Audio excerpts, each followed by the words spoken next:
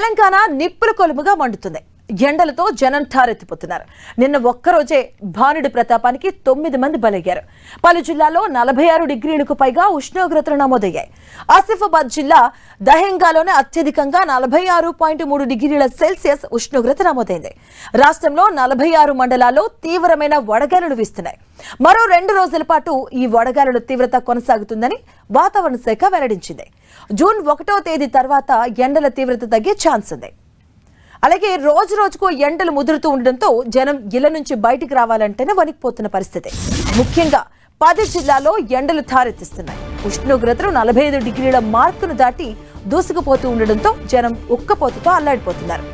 నిర్మల్ జిల్లా ఖానాపూర్లో 45.6 డిగ్రీలు, జగిత్యాల జిల్లా ధర్మపురిలో 45.4 డిగ్రీలు, సూర్యాపేట జిల్లా మునగాలలో 45.4 డిగ్రీల చొప్పున ఉష్ణోగ్రతలు నమోదయ్యాయి. అలాగే ఖమ్మం, మహబూబాబాద్, డోర్నకల్, ములుగు జిల్లా వెంకటాపూర్, అలాగే వరంగల్ జిల్లా సంగెం ప్రాంతాల్లో సైతం రికార్డు స్థాయిలో 45.2 డిగ్రీల సెల్సియస్ ఉష్ణోగ్రత నమోదైంది.